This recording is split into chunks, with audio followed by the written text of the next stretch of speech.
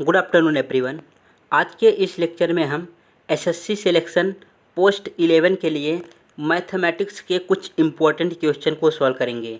ये वीडियो उन हर एक स्टूडेंट के लिए इम्पोर्टेंट है जो किसी भी एसएससी एग्ज़ाम की तैयारी कर रहे हैं, चाहे तो वो सीजीएल का हो या सीएचएसएल का हो या एमटीएस का हो या तो सीपीओ की। जो भी एग्ज़ाम एसएससी लेता है, एसएससी के अंडर जितने भी एग्ज़ाम आते हैं, हर एक उन स्टूडेंट के लिए ये वीडियो इम्पोर्टेंट है। इसके पहले मैंने आपको 4 मॉक टेस्ट प्रोवाइड कर चुका हूँ और ये चारों के चारों मॉक टेस्ट जो आपके एग्ज़ाम के प्रीवियस ईयर में हुए थे एसएससी सिलेक्शन पोस्ट 10th में, उन्हीं मॉक टेस्ट को इंक्लूड किया हूँ। और उनके ग्रेजुएशन लेवल का ये जो सिलेक्शन पोस्ट का एग्ज़ाम होता है, इसमें 3 लेवल के एग्ज़ाम आपके होते हैं। एक तो होता है 10th लेवल का, जैसे एसएससी एमटीएस कराता है। दूसरा होता है आपका हायर सेकेंडरी लेवल का, जो 12th बेस पे होता है। और तीसरा होता है ग्रेजुएशन लेवल का, जिसमें आपकी ये जीसीआई की पोस्ट आती है।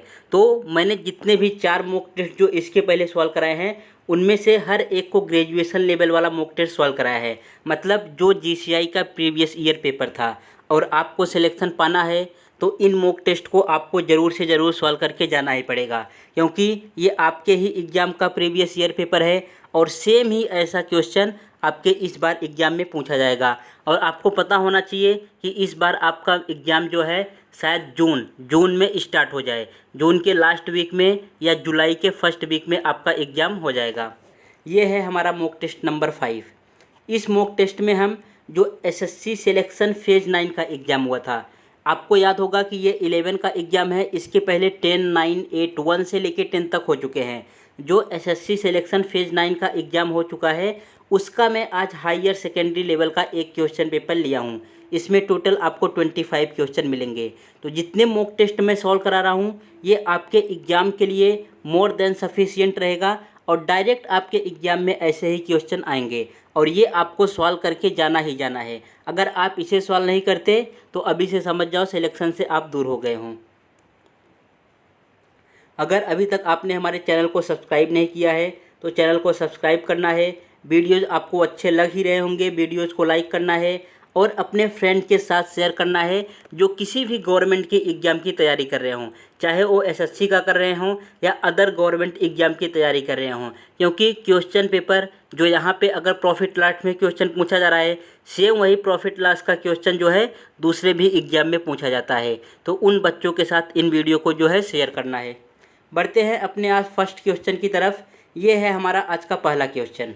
देखो, क्वेश्चन को पढ़ो। जैसे ही आपके सामने क्वेश्चन आ जाए, क्या करना है, या तो एक बार आप पूरे क्वेश्चन को हमारे साथ सॉल्व कर लो, उसके बाद फिर से वीडियो स्टार्ट करो और खुद से सॉल्व करने की कोशिश करो। क्वेश्चन को पॉज करो और खुद से सॉल्व करने की कोशिश करो। फिर देखो कि आप जो है क्वेश्चन को सॉल्व कर पा रहे हैं या नहीं। अगर ऐसा नहीं हो रहा है तो जो है क्वेश्चन को पॉज करो। आपने पहले से थोड़ा बहुत प्रैक्टिस कर रखा है तो पहले ही क्वेश्चन को पॉज करो और खुद से सॉल्व करने की कोशिश करो। और अपने नोटबुक में आप अपना आंसर लिखते चलो कि मैंने 25 क्वेश्चन में से कितना क्वेश्चन सही किया और कितना क्वेश्चन जो है रॉन्ग किया है। मोस्टली ये वीडियो मैं एनसीसी गर्ल्स कैडेट के ऊपर फोकस करके बना रहा हूँ, जिन्होंने जीसीआई पोस्ट के लिए अप्लाई किया है। सो मैं यहाँ पे पूरा हर एक बेसिक पार्ट को ही बताता हूँ और इसके शॉर्ट ट्रिक क्या है, कैसे हम जल्दी सॉल्व कर पाएंगे, इसे भी समझाते हुए चलता हूँ। और अगर शॉर्ट ट्रिक से नहीं सॉल्व कर पाए तो इसको लॉन्ग ट्रिक में जो है, अगर आपके पास टाइम बच गया तो किस तरीके से सॉल्व कर सकते हैं, हर एक पार्ट को इसमें इंक्लूड करते हुए चलूँगा मैं। तो आपके पास पहला क्वेश्चन ये आ गया और ये हर एक क्वेश्चन आपके प्रीवियस ईयर एग्ज़ाम के ही हैं। तो आपको ये क्वेश्चन सॉल्व करके जाना ही जाना है। बिना इसे सॉल्व किए आप अपना एग्ज़ाम क्लियर नहीं कर पाएंगे। तो पहले क्वेश्चन में लिखा है, इफ़ a + b - 3 का होल स्क्वायर प्लस सेम इसी प्रकार b + 3 - 2 का स्क्वायर प्लस c + a - 5 का होल स्क्वायर इक्वल टू 0। देखो यहाँ पे इन्होंने 0 लगा रखा है। इस 0 का मतलब क्या होता है? इस 0 का मतलब ये है कि ये वाला जो नंबर है a + b - 3 इक्वल टू 0 है। सेम इसी प्रकार b + c - 2 का स्क्वायर, ये भी इक्वल टू के 0 है। मतलब हर एक नंबर आपस में इंडिविजुअल किसके इक्वल होंगे? 0 के इक्वल होंगे। तो यहाँ से इक्वेशन क्या बन गया? a + 3 a + b अगर -3, यहाँ पे -3 को इक्वल टू के उस साइड ले जाएंगे तो क्या हो जाएगा, a plus B equal to 3। ये हो गया हमारा पहला इक्वेशन। सेम इसी प्रकार दूसरा भी बन जाएगा। दूसरा क्या आने वाला है, b plus C equal to 0। ये हो गया इक्वल टू 2 आएगा, यहाँ पे 2 दिया है, ये इक्वल टू के इस तरफ जाएगा तो +2 हो जाएगा। और थर्ड वाला इक्वेशन हमारे पास क्या बनने वाला है, c प्लस ए।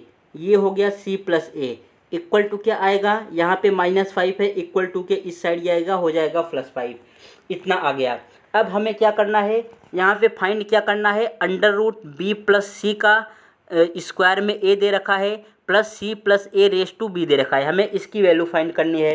ये किस तरीके से आएगा, सबसे पहले यहाँ पे जो b और c, अब इसको देखो ज़रा यहाँ पे क्या लिखा है। अब और आपने जो सॉल्व किया है इस इक्वेशन को देखो, यहाँ पे क्या क्या आ गया है।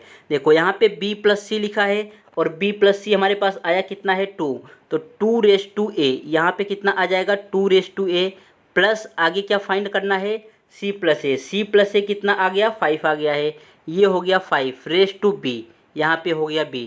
मतलब हमें a b की वैल्यू फाइंड करनी है। जब तक हम a b की वैल्यू फाइंड नहीं करेंगे इसका आंसर नहीं आ सकता।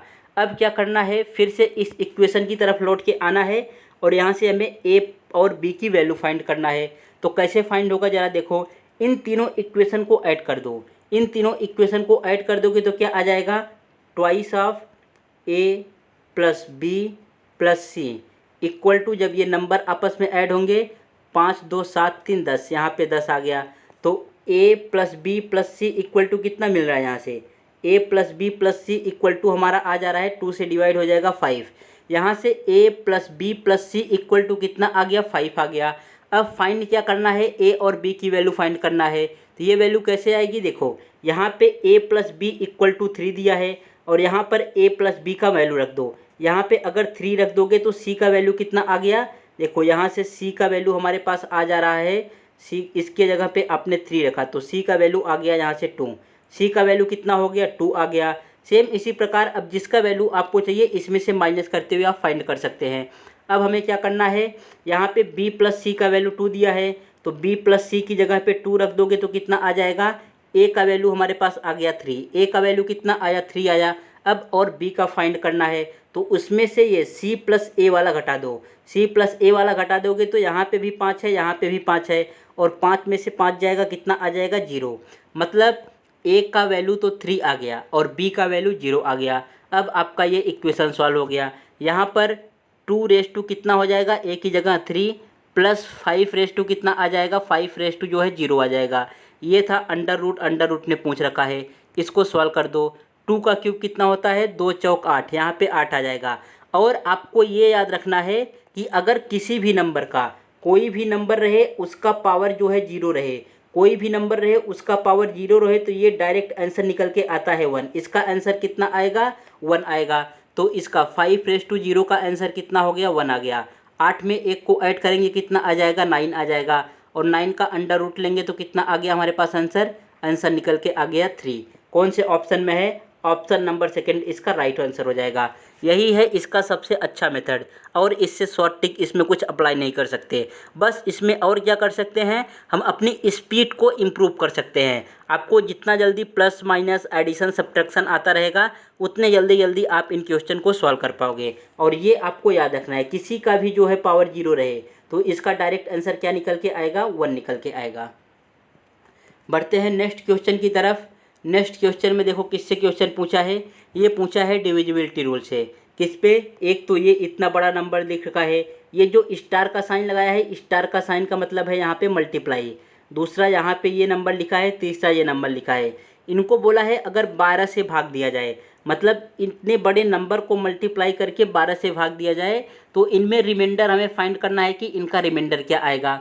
तो इसको ऐसा नहीं कि अभी जो है इन सब का नंबर का मल्टीप्लाई करो फिर 12 से डिवाइड करो फिर रिमाइंडर निकालो, इस तरीके से करने में बहुत ज़्यादा टाइम चला जाएगा।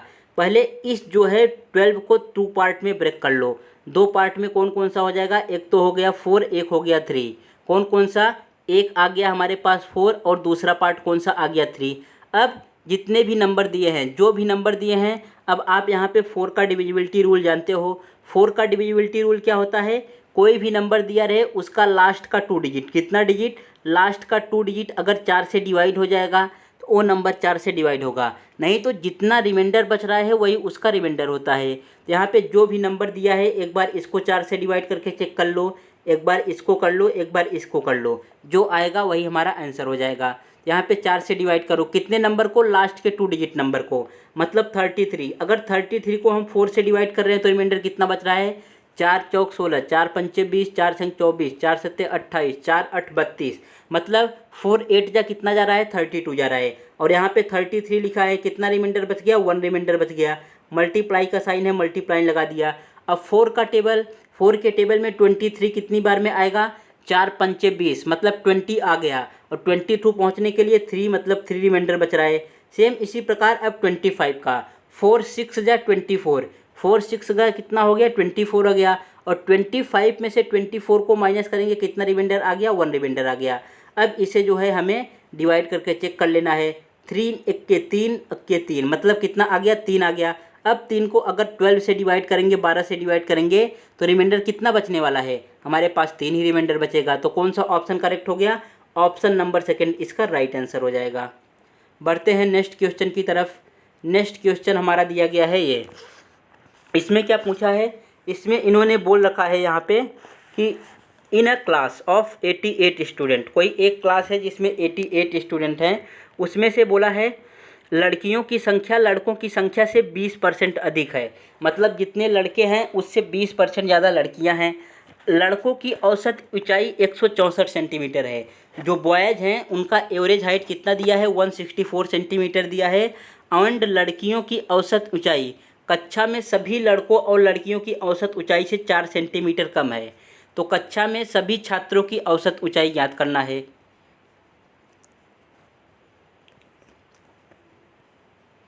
तो यहाँ पे देखो कैसे होगा, इसमें सबसे पहले हमें बॉयज़, यहाँ पे बॉयज़ लिख लो और यहाँ पे गर्ल्स लिख लो। ये 88 से कोई मतलब नहीं, 88 दे रखा है, इसको छोड़ो। यहाँ पे किसमें पूछा है, इन्होंने परसेंट बोल रखा है। अब 20% का फ्रैक्शन वैल्यू क्या होता है आपको पता होना चाहिए। 20% का फ्रैक्शन वैल्यू कितना होता है, 20% का फ्रैक्शन वैल्यू होता है 1/5।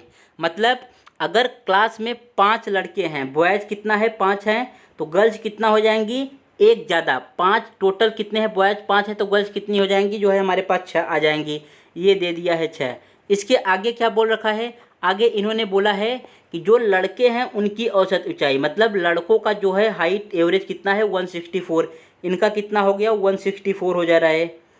और लड़कियों का, लड़कियों के बारे में क्या बोला है कि लड़कियों की औसत ऊंचाई कक्षा के सभी लड़कों और लड़कियों की औसत ऊंचाई से 4 सेंटीमीटर कम है। टोटल लड़कों की औसत ऊंचाई कितनी है, यहाँ पे आप देख सकते हो 164 सेंटीमीटर है। लड़कियों की जो है इनसे 4 सेंटीमीटर कम है, तो लड़कियों की कितना हो जाएगा, लड़कियों का हो जाएगा, इसमें से अगर हम 4 माइनस कर देंगे तो यहाँ पे 160 आ गया। इतना आप समझ गए कैसे आया। ये 20 का जो है रेशियो, 20 का रेशियो कितना होता है 1/5। 20 का फ्रैक्शन वैल्यू 1/5 लिख दिया। मतलब अगर 5 बॉयज़ हैं तो गर्ल्स कितने हैं, एक ज़्यादा है, 6 हैं। अब इन 5 बॉयज़ का जो है एवरेज स्कोर कितना दे रखा था, 164 दे रखा था।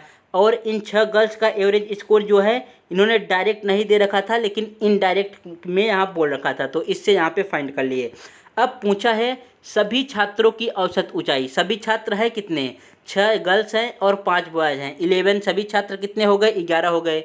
इनकी औसत ऊंचाई, अब औसत ऊंचाई ज्ञात करने के लिए आप यहाँ पे बेसिक मेथड से जा सकते हैं, फार्मूला अप्लाई कर सकते हैं, या तो जो सबसे इसका अच्छा मेथड है, यहाँ पे 164 दिया है, 160 दिया है, तो इनका एवरेज कितना मान लो कि इनका एवरेज 160 था।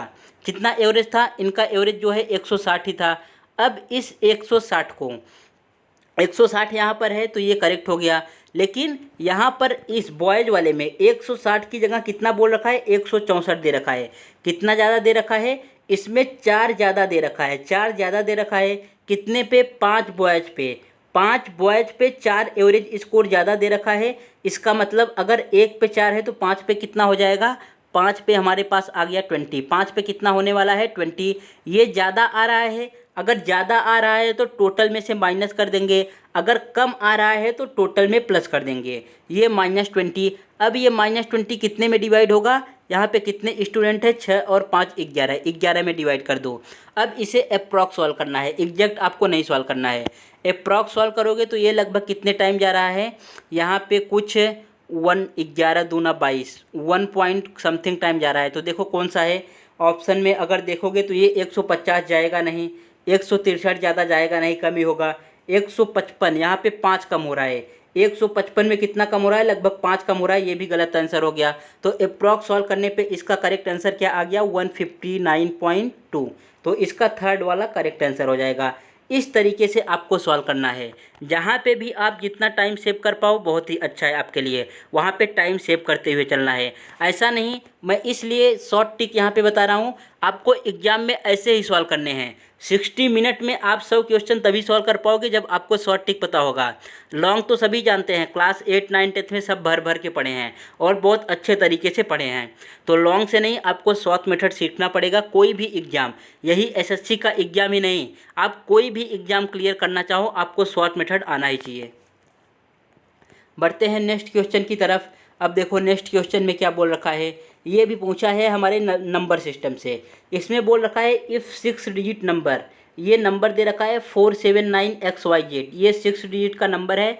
एग्जैक्टली डिवीजन बाई 7 11 एंड 13, ये किससे डिविजिबल है, 7 11 और 13 से डिविजिबल है। Then the product of the XYZ, ये जो यहाँ पे XYZ लिखा है, ये यहाँ पे जो XYZ है इनकी का हमें प्रोडक्ट फाइंड करना है। तो ये क्वेश्चन कैसे सॉल्व होगा, इसको सॉल्व करने से पहले आपके पास एक छोटा सा ट्रिक होना चाहिए, एक छोटा सा नॉलेज होना चाहिए, पहले आप उसे सीख लो। यहाँ पे देखो, अगर कोई भी नंबर 7 11 और 13, 7 11 और 13 से डिवाइड है तो वो नंबर जो है ABC फॉर्म में होना चाहिए। मतलब इन तीनों का मल्टीप्लाई क्या होता है, 7 × 11 × 13। अगर इन तीनों नंबर का हम मल्टीप्लाई करते हैं तो मल्टीप्लाई निकल के आता है 1001, 1001। मल्टीप्लाई करने पे कितना आएगा 1001 आएगा। और आपको ये बहुत अच्छी तरीके से याद करना है, ये आपके हर एक एग्ज़ाम में जो है पूछा ही जाता है। इसके बेस पे एक क्वेश्चन आपके एग्ज़ाम पे आना ही आना है। तो ये कौन सा नंबर हो जाएगा, अगर कोई भी नंबर 7 11 और 13 से डिवाइड है तो वो क्या होगा 1001 से भी डिवाइड होगा। अगर कोई नंबर 7 11 13 से डिवाइड है तो वो नंबर 1001 से भी डिवाइड होगा। अगर कोई भी नंबर 1001 से इससे डिवाइड है तो ये नंबर जो है हमारे पास ABC फॉर्म में रहना चाहिए। मतलब ये जो 3 नंबर है सेम वही 3 नंबर आगे भी हमें मिलना चाहिए, तभी ये जाके 1001 से डिवाइड होगा। अब आ जाओ अपने रिटर्न क्वेश्चन पे। अब आप इस क्वेश्चन को विदिन अ सेकेंड सॉल्व कर लोगे, 5 से 10 सेकंड लगेगा। देखो यहाँ पे 7 11 और 13 से ही डिवाइड है, तो 7 11 और 13 से डिवाइड का रूल क्या कहता है, ये नंबर 1001 से डिवाइड होगा। और वही नंबर 1001 से डिवाइड होगा जो नंबर ABC और ABC फॉर्म में लिखा होगा। यहाँ पे नंबर लिखा कौन से फॉर्म में है 479। तो इसका मतलब जो आगे वाला नंबर आएगा, जो आगे वाला नंबर आएगा वो भी जो है 479 रहना चाहिए, तभी ये ABC फॉर्म में बनेगा। तो मतलब यहाँ पे श्योर हो गया कि जो XYZ की वैल्यू है कितनी है 479। X की वैल्यू 4 है, Y की वैल्यू 7 है और Z की वैल्यू 9 है। अब इन तीनों नंबर का हमें मल्टीप्लाई कर देना है 4 7 × 9। अब यूनिट डिजिट से सॉल्व कर लो, 7 चौक 28, 28 9 8 72। यूनिट डिजिट हमारा 2 आ रहा है, कौन से ऑप्शन में है, ऑप्शन नंबर डी इसका राइट आंसर हो जाएगा। बढ़ते हैं नेक्स्ट क्वेश्चन पे। नेक्स्ट क्वेश्चन क्या दे रखा है, देखो यहाँ पे ये आपको ऐसा ट्रायंगल बना के नहीं देगा ना, इस तरीके से कोई डायग्राम बना के देगा। ये डायग्राम मैं आपको समझाने के लिए, बेटर वे में समझाने के लिए बना के रखा है। तो देखो यहाँ पे कैसे ज़रा आप सॉल्व करोगे इसको सॉल्व करने के लिए इसमें पहले क्वेश्चन को पढ़ो। क्वेश्चन क्या बोल रखा है, इन ट्रायंगल ABC, कोई एक ट्रायंगल है ABC जो यहाँ पे आपको बना दिख रहा है ABC, ये एक कोई ट्रायंगल हो गया हमारे पास। यहाँ पे BD जो है AC पर परपेंडिकुलर है, इसका मतलब क्या होता है, परपेंडिकुलर है मतलब लंब है। तो ये जो BD है यहाँ से दिखाई दे रहा होगा आपको, ये B और यहाँ पे D है, ये क्या है AC, ये A और C पे क्या है परपेंडिकुलर है, एक लंब है। इसके आगे क्या बोल रखा है, यहाँ पे B E A equal to X degree. B E A आपके पास कहाँ पर है, जरा बी ई ए पे नज़र डालो। बी तो यहाँ पे हो गया, ये हो गया बी और ये वाला हो गया ए। बी ई ए यहाँ पे देखो, ये कुछ इस तरीके से आपको दिखाई दे रहा होगा। बी ई ए यहाँ पे हो गया, ये कितना दिया है, एक्स डिग्री दिया है। मतलब जो बीच वाला नंबर रहता है वही दिया रहता है। तो ई बीच में है तो ई जो है यहाँ पे एक्स डिग्री दिया है, ये हमारे पास एक्स डिग्री हो गया। आगे क्या बोल रखा है, अगर ई ए सी, मतलब अब ई ए सी बोला है, इसका मतलब क्या हो गया, ए जो है 36 डिग्री है। ई ए सी है कहाँ, ई यहाँ पर है, उसके बाद फिर ए यहाँ पर है, सी यहाँ पर है। तो ये हो गया हमारे पास, ये कितना बोल रखा है, ये बोला है 36 डिग्री, ये हो गया 36 डिग्री। आगे क्या बोला है, और ई बी डी, बी कितना है 40 डिग्री है। ई बी डी कहाँ पर है, ई बी डी जरा देखो, ई आपके पास यहाँ पर है, बी आपके पास यहाँ पर है, डी यहाँ पर है। ये हमारे पास होके निकल के आ गया। ये कितना दिया है हमें, ये हमारे पास दे दिया गया है कितना डिग्री, ये दिया है 40 डिग्री। अब आपको इस x का मान बताना है, जो यहाँ पे x लिखा है, ये वाला x ई का, इसी को हमें वैल्यू फाइंड करना है। तो इसका वैल्यू कैसे फाइंड करोगे, इसका वैल्यू फाइंड करना आपके लिए बहुत इजी हो जाएगा। कैसे, देखो यहाँ पर ये जो बी डी दिया है, बी डी क्या है हमारे पास, ये जो यहाँ पे बी डी इस तरीके से दिख रहा है, ये बी डी है परपेंडिकुलर। और कोई भी अगर परपेंडिकुलर होता है और वो जहाँ पे गिरता है, यहाँ पे ये 90 डिग्री का एंगल बनाएगा। तो सेम इसी प्रकार यहाँ पे भी 90 डिग्री का एंगल बना और यहाँ पे भी 90 डिग्री का एंगल बना। 90 डिग्री एंगल मतलब 90 डिग्री का कोण बनाता है। ये हो गया हमारे पास 90 डिग्री। अगर ये 90 डिग्री हो गया और ये वाला 36 डिग्री हो गया, कौन कौन सा, ये 90 डिग्री हुआ और ये वाला 36 डिग्री हुआ, तो ये कितना बचेगा, तीनों एंगल का सम कितना होता है, तीनों एंगल का सम मतलब जितने भी इसमें एंगल हैं, किसी भी ट्रायंगल में एंगल का सम कितना होता है, 180 डिग्री होता है। तो इसको 180 डिग्री में से माइनस कर देंगे इन दोनों को ऐड करके, तो इसका जो है हमें वैल्यू फाइंड पता चल जाएगा। अब इनको ऐड करो, अपने मन में ही ऐड करना है। 90 में 30 को ऐड करोगे 120, 120 में 6 को ऐड करोगे 126, 126 आ गया। इसको 130 मान लो, 130 मान लो। 180 से ये कितना ज़्यादा है, कितना कम है, 50 कम है। ये तो हो गया 50, और यहाँ पे 4 एक्स्ट्रा ऐड किया था तो इसमें 4 को ऐड कर दो, तो कितना आ जाएगा, इसका वैल्यू हमारे पास निकल के आ गया 54 डिग्री। कितना आ गया है, 54 डिग्री। अब ये जो 54 डिग्री आ गया, हमें ये पता चल गया कि ये वाला 54 है, तो सेम इसी प्रकार यहाँ पे भी कितना होगा, 54 डिग्री होगा। कितना आ जाएगा, यहाँ पे भी हमारे पास 54 डिग्री हो गया। आप इतना समझ गए कि नहीं कैसे करना है। ये एक डायग्राम बनाए, उसके बाद बी डी इसमें एक परपेंडिकुलर खींच दिया।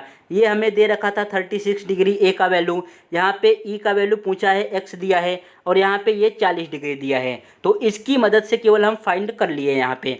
अब पूछा कौन सा है, एक्स हमें पूछा है, तो एक्स यहाँ पे अब आसानी से निकल सकता है। कैसे आसानी से आ जाएगा, ये देखो, इस वाले एंगल को देखो बी, और ये जो एंगल बन रहा है यहाँ पे, ये वाला एंगल बन रहा है, इसको आप जरा गौर से देखो।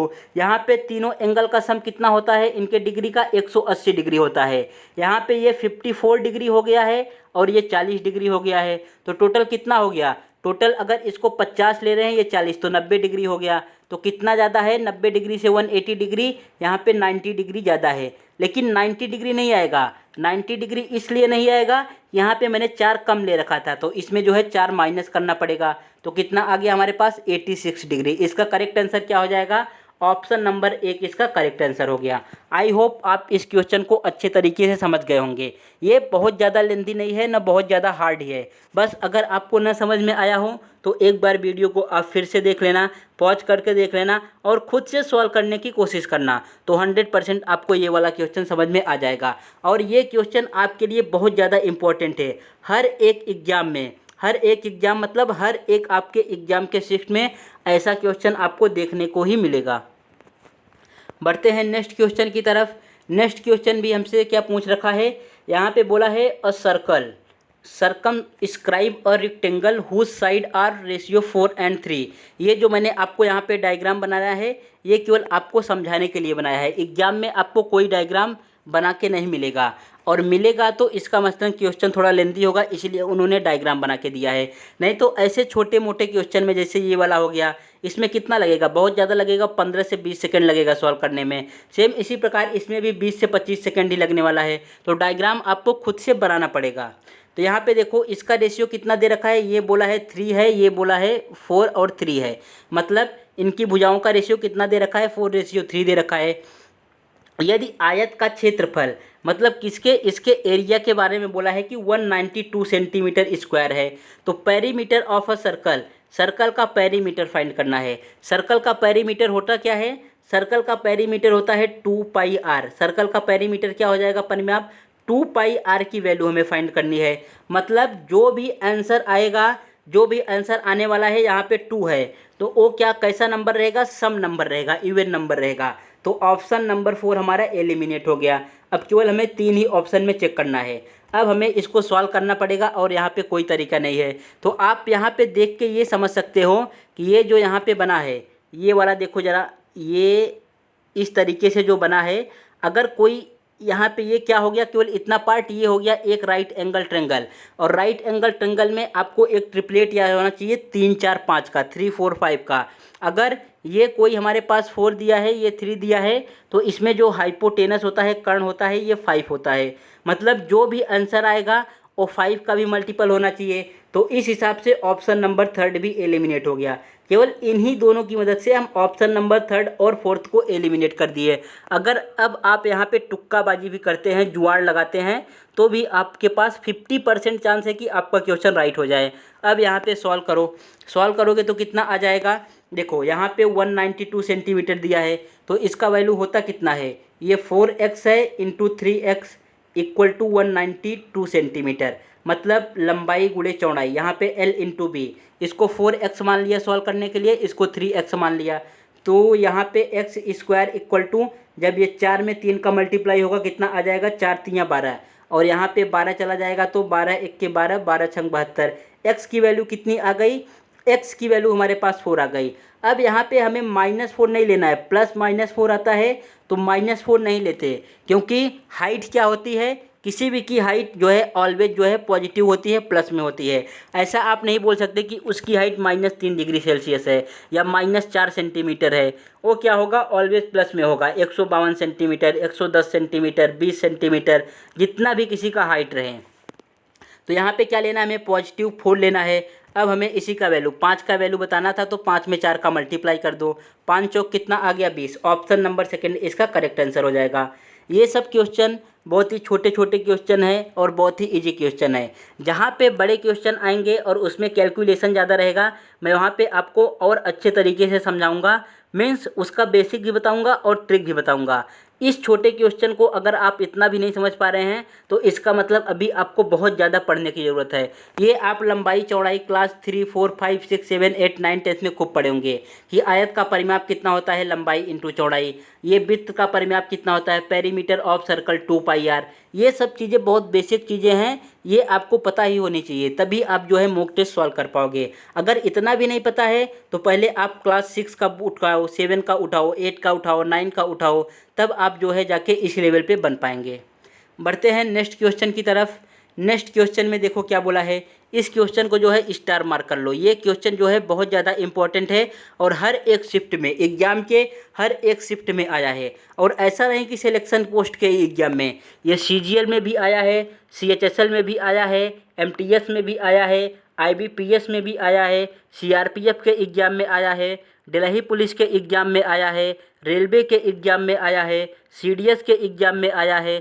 जितने भी एग्ज़ाम होते हैं ये क्वेश्चन जो है बहुत ज़्यादा बार आ चुका है। तो इस क्वेश्चन को आपको बहुत अच्छे तरीके से सॉल्व करना है। तो यहाँ पे देखो ये किस तरीके से सॉल्व होगा। यहाँ पे इन्होंने क्या बोला है, on a selling a television, किसी टेलीविज़न को बेचने पे at a 6% profit and fridge 9% profit, a shopkeeper gains 5100 rupees whole over. मतलब कोई एक टीवी बेच रहे हैं कितने परसेंट पे, 6% के लाभ पे। टीवी कितने पे बेच रहे हैं, ये मान लो मैंने टीवी को मान लिया x इंटू 6% के प्रॉफिट पे बेच रहे हैं, ये हो गया प्रॉफिट इनका। प्लस सेम इसी बात को इन्होंने और बोला है कि यहाँ पे फ्रिज के बारे में, फ्रिज को 9% के प्रॉफिट पे बेच रहे हैं, प्लस लगाओ यहाँ पे, और फ्रिज को हम मान ले रहे हैं f, मल्टीप्लाई कितने परसेंट के, 9% के प्रॉफिट पे, ये हो गया। और टोटल प्राइस इनको कितना मिल रहा है, टोटल प्राइस के बारे में क्या बोल रखा है कि 5100 रुपये का लाभ हो रहा है। मतलब ये सब करने पर उनको 5100 रुपये का लाभ मिल गया। क्या किया मैंने यहाँ पे क्या किया, टीवी को 6% के लॉस पे बेच दिया। तो T इंटू 6% प्रॉफिट मतलब यहाँ पे 1/100 होता है। F इंटू 9 यहाँ पे परसेंट लगा दिया, इक्वल टू कितने का लाभ मिल गया, 5100 का लाभ मिल गया। ये जो है पहला इक्वेशन। अब हमें आगे क्या करना पड़ेगा, आगे क्वेश्चन को पढ़ो और देखो। हालांकि मतलब अगर दुकानदार टेलीविज़न को 9% के लाभ पर बेचे, अब क्या कर रहा है हो, टेलीविज़न को जो है 9% के लाभ पे बेच रहा है। तो टेलीविज़न यहाँ पर है, टेलीविज़न लिख दिया मल्टीप्लाई, इसको 9% के लाभ पे बेच रहा है तो 9% के लाभ पे बिकवा दिया। अब आगे क्या बोल रखा है, आगे इन्होंने बोला है और फ्रिज को 6% हान पे बेचता है। अब फ्रिज को कितने पे बेच रहा है, माइनस कर दो 6% के हान पे, इंटू F इंटू 6%। यहाँ पे माइनस क्यों किया, माइनस इसलिए किया क्योंकि ये अभी लॉस पे बेच रहा है फ्रिज को, और जब भी लॉस पे बेचते हैं तो माइनस आता है। अब इस पे कितना पैसा मिल रहा है, इस पे उनको जो है 1800 रुपये, यहाँ पे 1800 दे रखा है। बस अब आपका क्वेश्चन सॉल्व हो गया। अब क्वेश्चन को सॉल्व करो, जो पूछा है उसका आंसर डायरेक्ट निकल के आ जाएगा। बस केवल आपको 5 से 10 सेकंड में इतना ही करना था, ये दोनों बातों को समझना था और ये इक्वेशन तैयार करना था। यहाँ पे पूछा किसके बारे में है, फ्रिज का क्रय मूल्य, फ्रिज का क्रय मूल्य पूछा है। तो फ्रिज है कहाँ पे, फ्रिज देखो यहाँ पर है और ये वाला पार्ट है। तो हमें क्या करना पड़ेगा, इस टेलीविज़न वाले पार्ट को जो है दोनों जगह कैंसिल करना पड़ेगा। अब कैंसिल होगा कैसे, यहाँ पे 6 दिया है और यहाँ पे 9 दिया है। तो ऊपर जो है आप ऊपर किससे मल्टीप्लाई कर दो, 3 से मल्टीप्लाई कर दो, और सेम इसी प्रकार नीचे जो है किससे मल्टीप्लाई कर दो, नीचे जो है 2 से मल्टीप्लाई कर दो। इससे क्या होगा, ये देखो 6 तिरिक 18, 18T आ गया, 9 दूना 18, 18T आ गया, और जब 18 18 आ जाएगा तो आपस में क्या हो जाएगा, ये कैंसिल हो जाएगा। मतलब टीबी वाला मैंने कैंसिल कर दिया। टीबी वाला इसलिए कैंसिल कर दिया, हमसे पूछ रखा है फ्रिज के बारे में। अगर फ्रिज के बारे में पूछा है तो टेलीविज़न वाला कैंसिल कर दो, अगर टेलीविज़न के बारे में पूछता तो फ्रिज वाला कैंसिल कर देते, सेम ऐसे ही होता। अब आगे जो रखा है वही देख लो। यहाँ पे इन्होंने बोला है यहाँ पे 9 का मल्टीप्लाई करोगे, 9 तिरिक 27। ऐसा नहीं कि अब यहाँ पे 27 लिखो फिर कहीं पे माइनस करो, मन में ही सॉल्व करना है। 9 3 जा 27, ये फ्रिज कितना हो गया, यहाँ पे 27 जो है हो गया। अब यहाँ पे कितना हो रहा है, 6 दूना 12, यहाँ पे कितना हो रहा है, 12 हो रहा है। लेकिन जब इसे माइनस करेंगे तो ये जो माइनस है ये भी प्लस में कन्वर्ट हो जाएगा। तो कितना आ गया, ये 27 और ये 12, यहाँ पे आ गया 39। फ्रिज का कितना आ गया, 39 आ गया। अब ये रुपए में देख लो, यहाँ पे जब होगा तो ये 0 0 आएगा, 3 1 का 3, 5 3 15, तो मतलब 15 300, और यहाँ पे 18 दूना 36, ये हो गया 3600। और जब इन दोनों को माइनस करोगे तो ये माइनस करने पे लगभग आ रहा है हमारे पास 11700। आपको मन में ही ये सब माइनस करना है। यहाँ से इतना आ गया। अब 1% की वैल्यू कितनी आ जाएगी, मतलब फ्रिज की वैल्यू क्या आ जाएगी, जब 39 से इसको डिवाइड करोगे तो 39 का टेबल पढ़ो, 39 3 जा, यहाँ पे देखो 3 बार में जो है 117 कट जा रहा है, तो 1% की वैल्यू हमारे पास आ गई 300। अब किसके बारे में पूछा है, फ्रिज के बारे में पूछा है। तो फ्रिज है कितना, यहाँ पे फ्रिज अपने आप में 100% है, तो 300 मल्टीप्लाई बाई 100, कितना आंसर आ गया, 3 के बाद 4 0। ऑप्शन नंबर जो है सेकंड इसका करेक्ट आंसर हो गया। समझ गए कि नहीं समझे, अगर नहीं समझे तो मैं आपको एक बार फिर से इसको बताता हूँ। देखो कैसे करना है। सबसे पहले जो हमारे पास दिया था, बोला है कि टेलीविज़न को जो है 6% के लाभ पे बेचा, तो टी से टेलीविज़न मान लिया और एफ से मैंने फ्रिज को मान रखा है। तो टेलीविज़न को यहाँ पे 6% जो है प्रॉफिट पे बिका रखा है, प्लस यहाँ पे इसलिए लगाया क्योंकि ये फ्रिज को भी जो है 9% के लाभ पे बेच रहा है। तो फ्रिज इंटू 9% का लाभ, और दोनों का लाभ मिला के कितना आ रहा है, 5100 रुपये। ये हो गया इक्वेशन नंबर फर्स्ट। अब सेम इसी प्रकार हमें सेकंड भी इक्वेशन तैयार करना है। यहाँ पे टेलीविज़न को 9% के जो है लाभ पे बेचा है, तो टेलीविज़न का 9% लिख दिया, माइनस यहाँ पे इसलिए लगाया क्योंकि अब फ्रिज को वो जो है 6% के लॉस पे बेच रहा है, तो माइनस फ्रिज इंटू 6% लगा दिया। अब टोटल कितना पैसा मिला, 1800 रुपये मिला। बस अब ये क्वेश्चन हमारे पास बन के आ गया है इक्वेशन।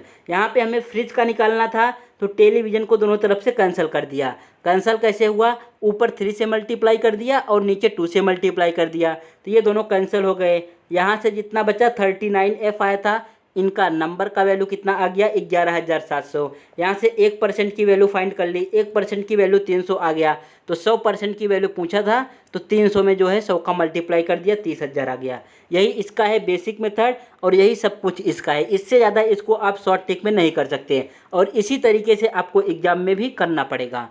बढ़ते हैं नेक्स्ट क्वेश्चन की तरफ।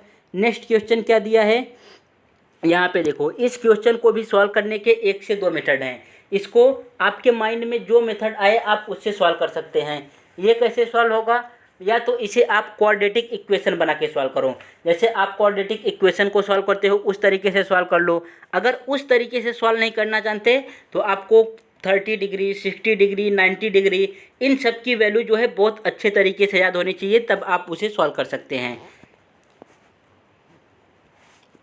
तो इसे मैं आपको जो है क्वाड्रेटिक इक्वेशन बना के समझाता हूँ, क्योंकि ये इजी ट्रिक भी है और हर एक क्वेश्चन में अप्लाई हो जाएगा। कई सारे क्वेश्चन इस एग्जाम में ऐसे भी आए हैं जो कि वैल्यू डायरेक्ट आप वैल्यू नहीं सोच सकते, वैल्यू रखने से सॉल्व नहीं हो रहे हैं। तो डायरेक्ट ये देखो मेथड कौन सा होगा इसमें, ये है 2 cos स्क्वायर है -5 है। तो जैसे आप सॉल्व करते थे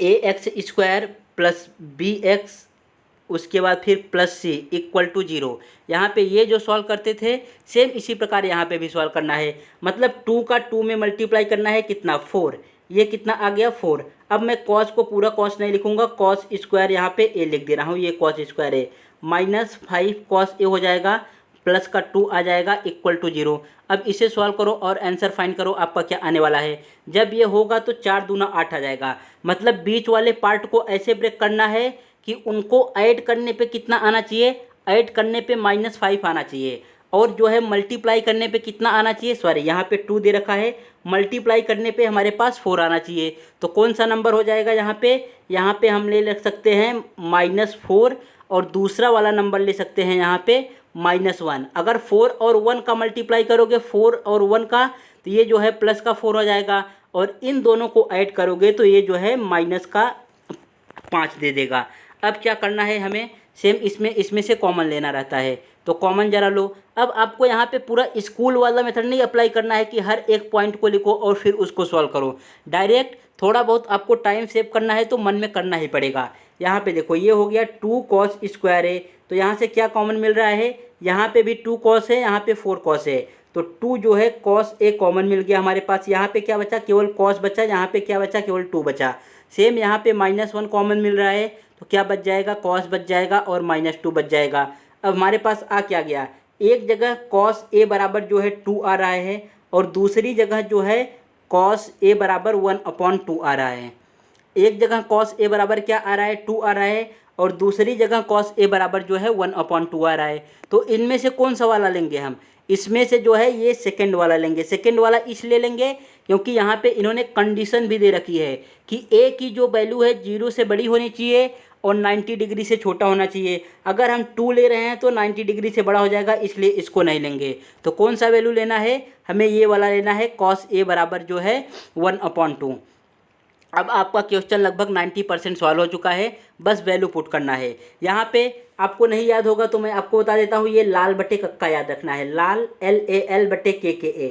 जो हिंदी मीडियम वाले हैं कैसे याद करेंगे, लाल बटे कक्का। मतलब ये जो पहला वाला दर्शाता है ये साइन को दर्शाएगा, दूसरा वाला जो है कॉस को, और तीसरा वाला किसको दर्शाएगा, टैन को। लंब अपान कर्ण, लंब बटे कर्ण, आधार बटे कर्ण, लंब बटे आधार। यहाँ पे कॉस दिया है तो कॉस का ऊपर वाला मतलब क्या है, ऊपर वाला है हमारे पास आधार, और नीचे वाला कितना है, नीचे वाला है कर्ण। तो यहाँ से लंब कितना आ जाएगा, लंब हमारे पास आ जाएगा, इस 2 का स्क्वायर करोगे तो 2 का स्क्वायर कितना आ गया 4, 4 में से 1 को माइनस करोगे तो 3, लंब आ गया √3। इतना आपको थोड़ा बहुत पाइथागोरस नॉलेज का दिमाग होगा ही। और अगर आपको नहीं समझ में आ रहा है तो स्कूल वाले मेथड से ही सॉल्व कर सकते हो, इसको सॉल्व कर लेना। फिर जैसे आपने 7th 8th 9th में सॉल्व किया था, यहाँ से जो है लंब की वैल्यू निकाल लेना पाइथागोरस थ्योरम निकाल के। अब जो है इन सब वैल्यू को यहाँ पे पुट कर देना है। इन सब वैल्यू को पुट करोगे तो 1 कितना आ जा रहा है, ये कोसेक ए, कोसेक ए की वैल्यू क्या होती है, कर्ण बटे लंब। कोसेक ए कर्ण बटे लंब, कर्ण कितना है, कर्ण हमारे पास दिया है यहाँ पे 2, और लंब कितना है √3, ये हो गया इसका। प्लस यहाँ पे कॉट ए, कॉट ए मतलब आधार बटे लंब, आधार कितना है, आधार है 1, उसके बाद फिर लंब कितना है, यहाँ पे लंब है √3। इन सबको ऐड करोगे 2 1 3, मतलब कितना आंसर आ गया, √3/3 इसका करेक्ट आंसर हो जाएगा। कौन सा ऑप्शन सही है, ऑप्शन नंबर 4 इसका यहाँ पे राइट आंसर हो जाएगा। हो सकता है ये क्वेश्चन आपको बहुत अच्छे तरीके से न समझ में आया हो। अगर आपका पूरा बेसिक क्लियर नहीं है तो मैंने इसके पहले जो मॉक टेस्ट कराया है उसमें ट्रिग्नोमेट्री के सारे बेसिक जो है समझा के रखे हैं, को किस तरीके से आपको फार्मूला याद करना है और किसकी वैल्यू क्या होती है, पाइथागोरस थ्योरम क्या है और ट्रिपलेट क्या है। तो वहाँ से अगर आप देख लोगे कोई एक वीडियो तो पूरी तरीके से आपका जो है ट्रिग्नोमेट्री क्लियर हो जाएगा। सेम फिर इस क्वेश्चन पे आना, फिर ये क्वेश्चन आपको बहुत आसानी से समझ में आ जाएगा। अब हम बढ़ते हैं अपने नेक्स्ट क्वेश्चन की तरफ। नेक्स्ट क्वेश्चन क्या यहाँ पे बोल रखा है, यहाँ पे बोला है कि एक स्पोर्ट्स अपने सामान पे 10% की छूट देता है, मतलब कोई स्पोर्ट्स स्टोर अपने सामान पे 10% की छूट दे रखा है। उसके बाद स्टोर उन ग्राहकों को कम कीमत पर 5% की अतिरिक्त छूट प्रदान करता है। मतलब ये 10% की छूट तो दे ही रहा है, 10% की छूट दे रहा है, उसके बाद 5% की अतिरिक्त छूट दे रहा है। किसको, जो क्रेडिट कार्ड से भुगतान करते हैं, तभी सब लोग क्रेडिट कार्ड लेंगे अगर क्रेडिट कार्ड पे छूट मिलेगा तो। यदि ग्राहक जो है 100 रुपये MRP की गेंद खरीदना चाहता है तो क्रेडिट कार्ड के माध्यम से, किसके माध्यम से, क्रेडिट कार्ड के माध्यम से, तो ग्राहक द्वारा भुगतान की जाने वाली राशि हमें फाइंड करना है। समझो आप एक शॉप पे गए तो वहाँ पे ऑफ़र था कि आप जो भी सामान खरीदोगे उस पर 10% की छूट मिलेगा। लेकिन अगर आप क्रेडिट कार्ड यूज़ कर रहे हो तो 5% का एक्स्ट्रा छूट आपको और मिल जाएगा। अगर आपने 100 रुपये की सामान खरीदी, समझो 100 रुपये का सामान खरीदा, तो टोटल अभी आपको कितना रुपये देना पड़ेगा, ये आपको फाइंड करना है। तो इतना छोटा बहुत आपको आना ही चाहिए। ये आपके लाइफ में भी यूज होगा, कहीं पे भी आप जा रहे हो, अगर नहीं पता होगा तो दुकान आपको ठग लेगा। तो देखो कैसे फाइंड करना है, पहले 100 रुपये, ये 100 रुपये का सामान है, 10% तो छूट मिलेगा ही, तो 10% छूट मिल गया, मतलब ये सामान बिका कितने में, 10 रुपये का छूट मिल गया 100 पे, तो 90 में बिका। अब इस 90 रुपये पे वो फिर से 5% की छूट पा रहा है, तो 5 अब 500, कितना छूट हो गया, ये यहाँ से कटा 20 आ गया, ये 0 से कट गया, ये कटा 4.5, मतलब 90 रुपये में 4.5 रुपये और छूट पा रहा है। तो कितने पे सामान जाएगा, सामान जाएगा 85.5 रुपये में। कौन सा ऑप्शन करेक्ट हो गया, ऑप्शन नंबर यहाँ पे फर्स्ट इसका राइट आंसर हो जाएगा। ये क्वेश्चन सभी को समझ में आना ही आना चाहिए, ऐसा नहीं कि आया कि नहीं आया, आना ही आना चाहिए, तभी आप एग्ज़ाम जो है क्लियर कर पाओगे। सेम अब बढ़ते हैं नेक्स्ट क्वेश्चन की तरफ। ये क्वेश्चन है हमारा एवरेज का, पढ़ो और इसमें देखो क्या दिया गया है। यहाँ पे बोला है the average of an observation is 14। Average के लिए भी मैंने एक वीडियो बनाया है और उस वीडियो में हर एक चीज़ को बेसिक क्लियर कर दिया है। यहाँ पे n नंबर ऑब्जर्वेशन है, इनका जो है एवरेज 40 दे रखा है, तो इनका सम कितना होगा, इनका सम कितना आएगा 14 × n, 40 × n इसका सम हो गया। अब क्या बोला है इसमें आगे कि यदि 50 और 60 दो नए ऑब्जर्वेशन को ऐड किया जाता है, मतलब इसी में ये जो इतना था इसमें 50 और 60 दो नए ऑब्जर्वेशन को ऐड किया जाता है, तो सभी ऑब्जर्वेशन का औसत 41 हो जाएगा। n का मान फाइंड करना है, तो ये भी बहुत इजी क्वेश्चन है। यहाँ पे +50 लिख दो, यहाँ पे +60 लिख दो, इक्वल टू क्या करना है, 41 हो रहा है कितने, n ऑब्जर्वेशन का, इसी का वैल्यू फाइंड कर देना है। यहाँ पे जो n की वैल्यू आएगी वो आंसर हो जाएगा। तो अभी ये मैं आपको सॉल्व नहीं करा रहा हूँ, ये हो गया आपके लिए HW। इसे आप सॉल्व करोगे और n की वैल्यू फाइंड करके हमें कमेंट बॉक्स में आंसर करोगे कि इसका आंसर ये आएगा।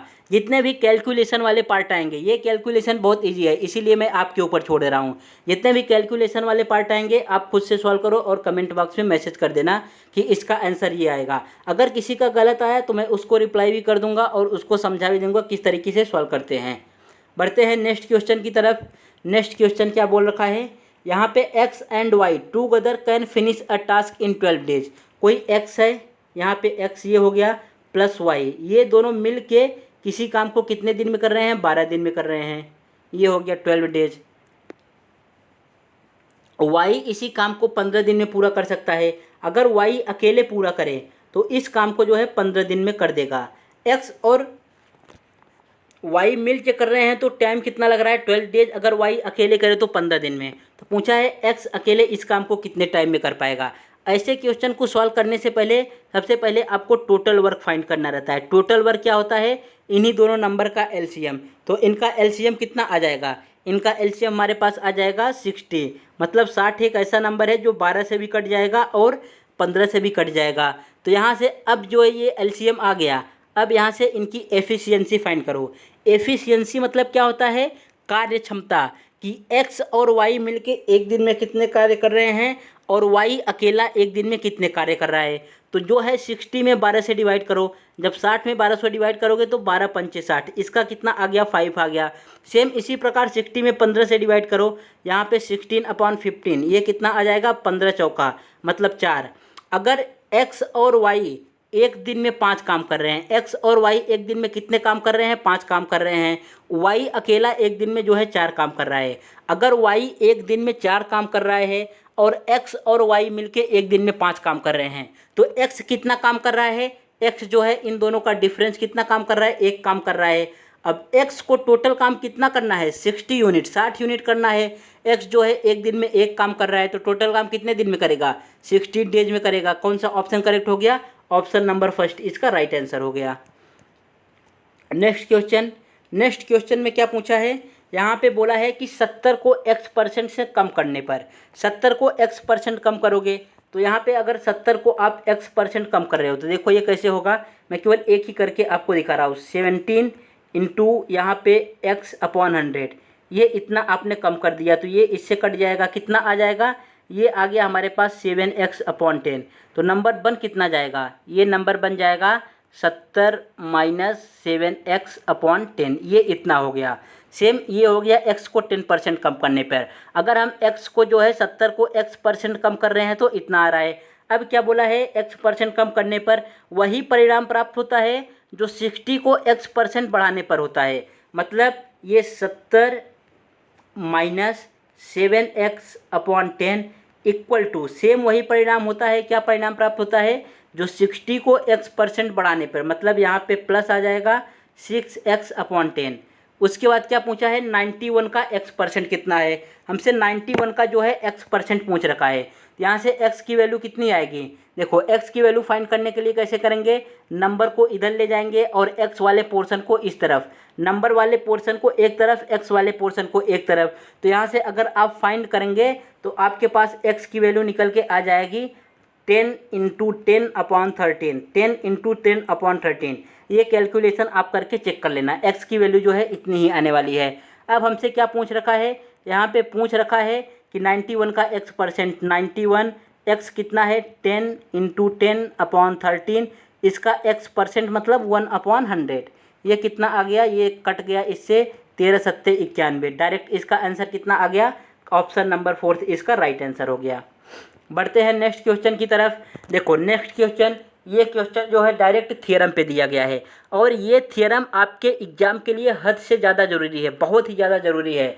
ये आपको थ्योरम डायरेक्ट याद होना चाहिए, इसमें बहुत ज़्यादा बेसिक दिमाग लगाने की ज़रूरत नहीं है। इस पर ये थ्योरम भी पूछ सकता है और इस पर ये क्वेश्चन भी पूछता है। तो डायरेक्ट जब भी आपके एग्जाम में ऐसा क्वेश्चन आए, ये अगर थ्योरम आ गया तो डायरेक्ट आपको इसका रिजल्ट पता होना चाहिए। अगर थ्योरम नहीं आया, इस पे क्वेश्चन आया, तो इसका डायरेक्ट आंसर क्या आता है, AC/B+C। ये जो AC लिखा है A × C/B+C, इसका यही करेक्ट आंसर हो जाएगा। ऑप्शन नंबर फर्स्ट इसका करेक्ट आंसर हो गया। ये आपको जो है डायरेक्ट याद करके रखना है। बढ़ते हैं नेक्स्ट क्वेश्चन की तरफ। नेक्स्ट क्वेश्चन में क्या बोला है, देखो ये भी क्वेश्चन आपके एग्जाम के लिए बहुत ही ज़्यादा ज़रूरी है। ये एक ऐसा, जैसे मास्टर की बोलते हैं ना, ये मास्टर की है, वैसे ये मास्टर क्वेश्चन है। ये क्वेश्चन आपके रीजनिंग में भी बहुत ज़्यादा पूछा जाता है और मैथ्स में भी बहुत ज़्यादा पूछा जाता है। तो यहाँ पे देखो क्या बोल रखा है, इसको सॉल्व करने का सबसे बेसिक मेथड क्या है, पहले आप यहाँ पे प्रेजेंट एज मान लो। ये हो गया प्रेजेंट एज, किसका प्रेजेंट एज, जो नाम दिया रहे। नाम यहाँ पे क्या दिया है, ए और बी का वैल्यू दिया है, तो ए और बी जो है इनका नेम हो गया। यहाँ पे ये प्रेजेंट हो गया। अब इसमें क्या बोलता है, इसमें ये बोल रखा होता है कि कोई 8 साल पहले, यहाँ पे कितने साल पहले बोल रखा है, यहाँ पे 8 साल पहले बोला है तो -8 रहेगा। इनके एवरेज, इनका एवरेज कितना था 9:10 था।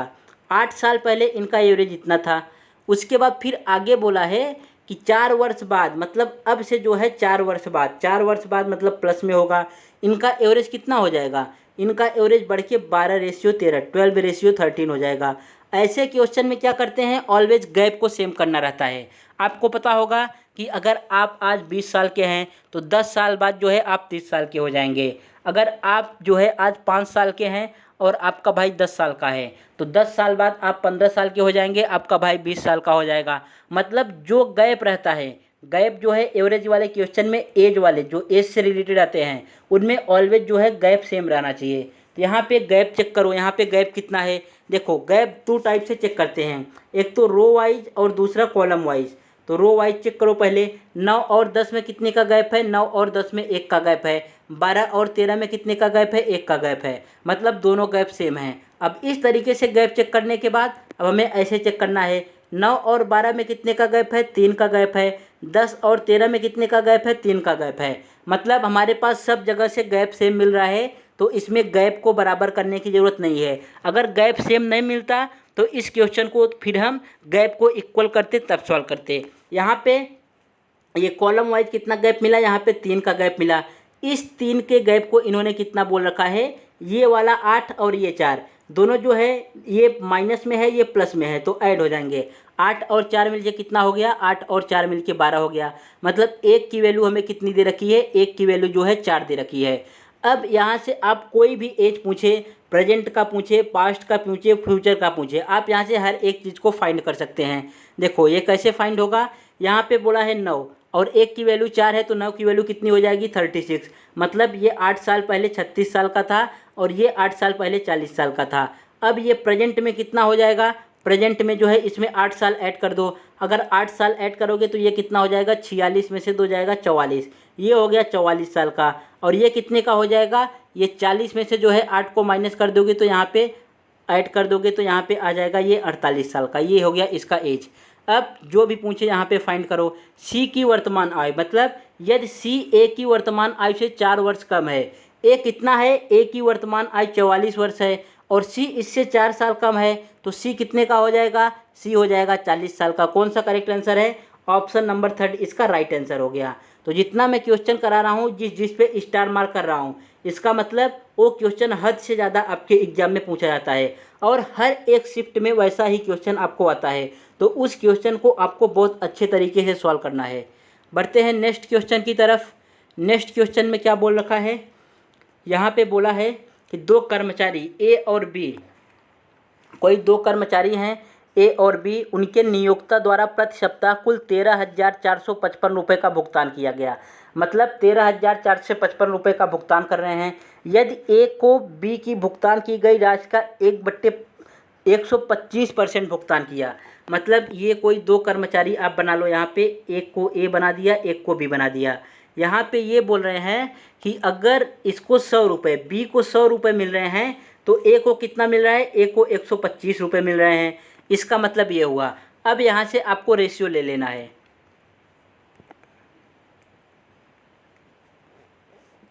ये 20 से कटेगा 4 बार, 20, ये 25 से कट गया 4 बार, ये 25 से कटेगा 5 बार। रेशियो कितना आ गया इनका, 5:4 का इनका रेशियो आ गया। अब ये टोटल हो कितना रहा है, ये देखो 5 और 4 मिलके कितना हो रहा है, 5 और 4 मिलके 9 हो रहा है। और इस 9 की वैल्यू इन्होंने इतना बोल रखी है, 13,455 रुपये। ये हो गया 9 की वैल्यू। हमें फाइंड किसकी वैल्यू करना है, तो बी द्वारा प्रति सप्ताह कितना भुगतान किया गया, बी को कितना भुगतान किया गया है। बी को यहाँ पे देखो, बी को जो है 4 भुगतान किया गया है। 9 की वैल्यू इतना है तो 4 की वैल्यू हमें फाइंड करना है। किसकी वैल्यू फाइंड करना है, 4 की वैल्यू।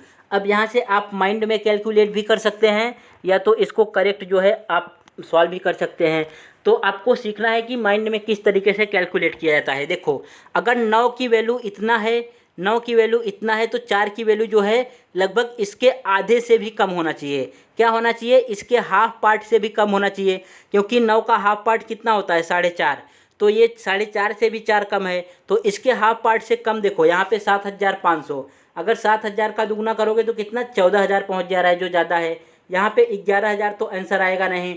10,000 का दुगना 20,000, ये भी नहीं हो सकता। तो ऑप्शन नंबर डी ही इसका राइट आंसर हो गया। इस तरीके से आपको कैलकुलेट करना है। डायरेक्ट जहाँ भी इजी कैलकुलेशन आए आपको माइंड में ही करना है। बढ़ते हैं नेक्स्ट क्वेश्चन की तरफ। नेक्स्ट क्वेश्चन में देखो क्या बोला है,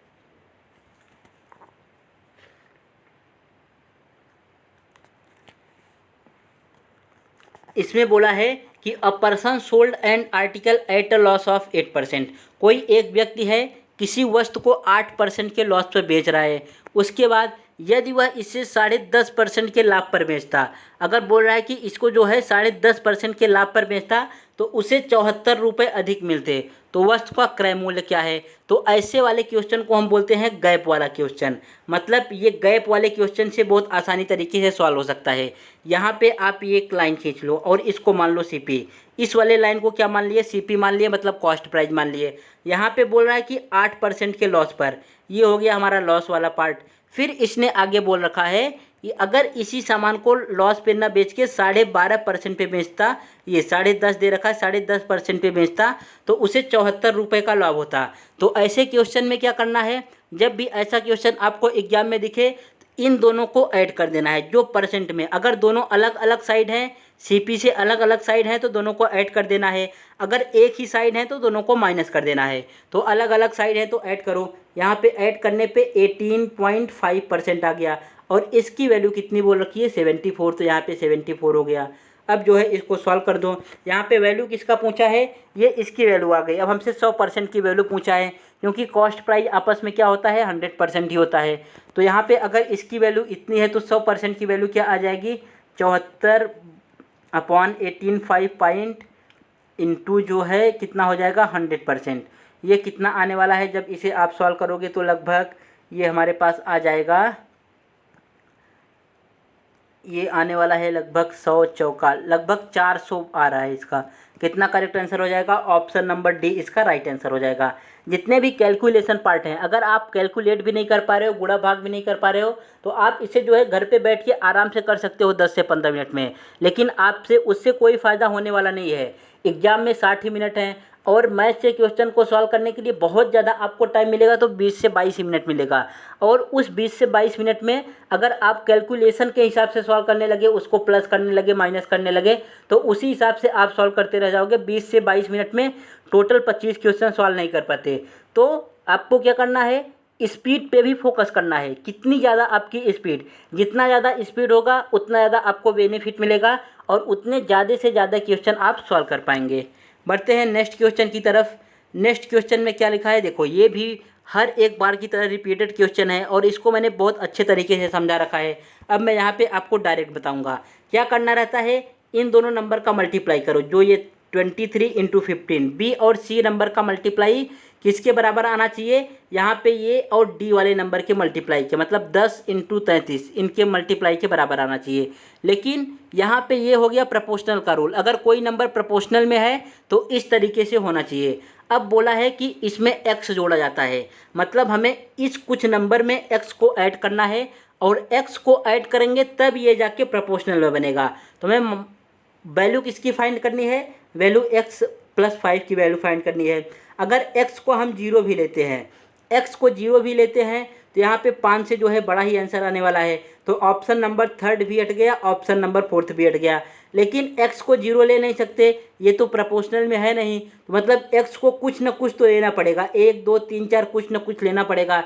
इस हिसाब से ऑप्शन नंबर 2 भी हट गया, केवल एक ही ऑप्शन बचा, ऑप्शन नंबर 1 ही इसका राइट आंसर हो जाएगा। अगर आप शार्प माइंड के हैं, आपका दिमाग बहुत तेज तरीके से काम कर रहा है, तो डायरेक्ट इसे बिना किसी सवाल के, बिना किसी झंझट के आप डायरेक्ट आपको इस तरीके से आंसर यहाँ पे निकालना था। लेकिन मान लो अगर आपको सॉल्व करना पड़ा, क्वेश्चन जो है अगले क्वेश्चन में, अगले एग्जाम में जो है ये नंबर चेंज करके दे दिए, तो कैसे सॉल्व करना है। अब इन्हीं नंबर में से एक एक नंबर उठाओ। यहाँ पे आपने उठा लिया 8 को। अब अगर 8 नंबर ले रहे हो तो x की वैल्यू कितनी रही होगी, अगर हम 8 ले रहे हैं तो x की वैल्यू कितनी रही होगी, x की वैल्यू जो है 3 रही होगी, क्योंकि यहाँ पे 5 को ऐड करके लिखा है तो x का वैल्यू 3। अब इनमें से 3 माइनस करो कितना आ जाएगा, 20 आ जाएगा। इसमें से 3 माइनस करो कितना आ जाएगा, 12। 10 वाले में से 3 माइनस करो 7 आ जाएगा, और इसमें से करो कितना आ गया, इतना। 12 दूना 24, यहाँ पे 240 आ रहा है। 7 दूना 14, 7 तिरिक 21, यहाँ पे कितना आ रहा है, 210 आ रहा है। तो यहाँ पे क्या मिस्टेक हो गया, देखो कुछ मिस्टेक हुआ रहेगा। अगर ये कितना है, 10 है और 33 है, यहाँ पे 23 है और 15 है, तो हम माइनस कर रहे हैं 3 को, तो ये कितना हो जा रहा है, 20 हो जा रहा है हमारे पास। यहाँ पे 15 में से जो है 3 को माइनस कर रहे हैं तो कितना आ रहा है, 12 आ रहा है। ये 20 0 0, 20 दूना 12 दूना 24, 240। और यहाँ पे 3 को माइनस कर रहे हैं तो 7 आ रहा है। यहाँ पे 3 को माइनस कर रहे हैं तो कितना आ रहा है, 33 आ रहा है। 7 दूना 14, 7 तिरिक 21, 210। तो देख लेना आप इस क्वेश्चन में ज़रा, ये क्वेश्चन जो है सबसे बहुत ज़्यादा ही इजी है। कुछ हो सकता है कैलकुलेशन मिस्टेक किया हो, लेकिन इस क्वेश्चन को जो है ऐसे ही आपको सॉल्व करना है। पहले आपको इस जुगाड़ वाले बाजी से जाना है कि अगर आप मन में फाइंड कर पा रहे हैं तो मन में ही सॉल्व करना है, नहीं तो फिर आपको बेसिक मेथड, इन दोनों नंबर का मल्टीप्लाई इन दोनों नंबर के बराबर होना चाहिए और एक एक नंबर को इसी तरीके से आप माइनस करके चेक कर सकते हैं। बढ़ते हैं नेक्स्ट क्वेश्चन की तरफ। नेक्स्ट क्वेश्चन में क्या बोल रखा है, दो व्यक्ति ए बी किसी काम को क्रमशः 10 दिन और 15 दिन में पूरा करते हैं। कोई ए हो गया बंदा और कोई बी हो गया। ये किसी काम को एक जो है 10 दिन में कंप्लीट कर रहा है और दूसरा कितने दिन में कंप्लीट कर रहा है, जो है 15 दिन में कंप्लीट कर रहा है। तो अब क्या करना है हमें, सबसे पहले इतना लिखने के बाद टोटल वर्क फाइंड करना है। टोटल वर्क क्या होता है, इन दोनों का एलसीएम। एलसीएम कितना आ गया, 30 आ गया। ये हो गया टोटल वर्क कितना करना है, 30 करना है। अब क्या करना है, इसके बाद हमें एफिशिएंसी निकालना है। तो अगर एफिशिएंसी की बात करें तो ए का एफिशिएंसी 3 आ रहा है। कैसे आया, 30 में जो है 10 से डिवाइड कर देंगे। सेम उसी प्रकार बी का एफिशिएंसी कितना आ जाएगा, 30 में 15 से डिवाइड करेंगे 2 आ जाएगा। मतलब ए जो है एक दिन में 3 काम कर रहा है, बी एक दिन में 2 काम कर रहा है। अब फिर से क्वेश्चन को आगे पढ़ो। उसके बाद वे एक साथ कार्य करते हैं, मतलब एक साथ कार्य करते हैं। एक कार्य को पूरा होने से 5 दिन पहले ही काम छोड़ देता है। ए जो है काम करना स्टार्ट करता है, कार्य पूरा नहीं हुआ रहता है, उसके 5 दिन पहले ही काम करना छोड़ देता है। उसके बाद बी अकेले शेष कार्य को पूरा करता है। शेष कार्य को कौन पूरा करता है, बी करता है। तो पूरे कार्य को पूरा करने में जो है लगने वाले दिनों की संख्या, मतलब जितना पूरा टोटल वर्क है उसको जो है कितने दिन में फिर वो काम कंप्लीट हो पाएगा। तो इसका सबसे अच्छा मेथड यही है कि ए जो है, ए एक काम कितने दिन में कर रहा है, एक दिन में जो है 3 काम कर रहा है। ए एक काम कितने दिन में कर रहा है, एक काम जो है 3 दिन में कर रहा है, लेकिन ये 5 दिन पहले छोड़ रहा है। कितने दिन पहले छोड़ रहा है, 5 दिन पहले छोड़ रहा है। तो इस 5 का 3 में मल्टीप्लाई कर दो, मतलब ए जो है 15 काम नहीं किया, 15 काम किए बिना ही भाग गया। तो टोटल वर्क में जो है 15 को ऐड कर दो, कितना आ जाएगा, यहाँ पे 45 आ जाएगा। टोटल वर्क कितना निकल के आ गया, अब 45 आ गया। और 45 वर्क को जो है दोनों जन से कंप्लीट करवा दो। ये 3 काम करेगा, ये 2 काम करेगा, 3 2 5, कितना आंसर आ गया, 5 9 45। कौन सा ऑप्शन, ए इसका राइट आंसर हो गया। नेक्स्ट क्वेश्चन, ये क्वेश्चन देखो CISI से पूछा है। इसमें बोला है a person invested a sum of 25,000 partly at 10% per annum simple interest. मतलब कोई एक पर्सन है, उसने 25,000 रुपये को 2 पार्ट में डिवाइड करके जो है उनको जो है इन्वेस्ट किया है। एक को किया है 10% पे साधारण ब्याज पे, और जो शेष बचा है, शेष को कितने पे कर रहा है, 12% पे कर रहा है। शेष को कितने पे कर रहा है, 12% पे। और 2 वर्ष के अंत में कुल ब्याज उसको 5640 रुपये प्राप्त हुए। 2 वर्ष में कितने ब्याज प्राप्त हो रहे हैं, 2 वर्ष में उसको 5640 रुपये प्राप्त हो रहे हैं। अगर 2 वर्ष में 5640 हुए तो 1 वर्ष में कितना हुआ होगा, 1 वर्ष में हमारे पास 5640 में 2 से डिवाइड कर दो, 2 2 जा 2 8 जा, यहाँ पे 2, उसके बाद फिर यहाँ पे आ जाएगा 2 8 जा 16, 2 2 जा 4, यहाँ पे 1 वर्ष का, ये हो गया 1 वर्ष का ब्याज। 1 वर्ष में 2820 रुपये मिले। अगर मान लो पहला वाला सम ए है, पहला वाला सम ए है और दूसरा वाला सम बी है। पहला वाला सम कितना मान लिया, ए, और दूसरा वाला बी मान लिया। अब जो है इसको भी 10% पे जो है इन्वेस्ट कर रहा है। अगर ये जो बी 12% पे कर रहा है, बी को कितने पे कर रहा है, 12% पे।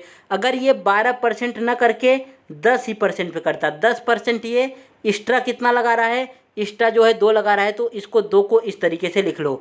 मतलब अगर टोटल केवल 10% पे ही करता, कितने परसेंट पे करता, टोटल 10% पे ही करता, तो 25,000 का 10% कितना होता, 25,000 का 10% हमारे पास आ जाता, यहाँ पे ये आ जाता 2500 रुपये। तो उसे ब्याज में कितने रुपए मिलते, उसको ब्याज में जो है 2500 रुपये ही मिलते।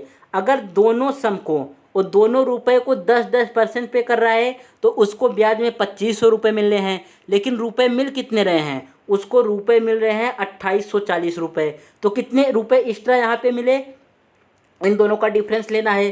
इन दोनों का डिफरेंस आ जाएगा यहाँ पे 320 रुपये। ये 320 रुपये उसको एक्स्ट्रा मिले। ये 320 रुपये एक्स्ट्रा क्यों मिले? ये रुपये कहाँ से आए?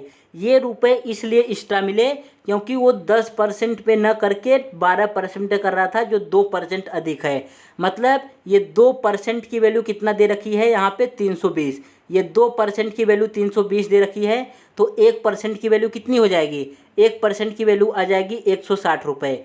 1% की वैल्यू 160 रुपये हो गई, तो यहाँ पे 100% की वैल्यू कितनी हो जाएगी? ये 100% की वैल्यू हमारे पास आ जाएगी 160 के बाद 2 जीरो लगा दो, 16,000 रुपये। मतलब बी ने जो है, वो जो बंदा है बी वाला सेकंड पे कितना रुपए खर्चा किया है? 16,000 रुपये।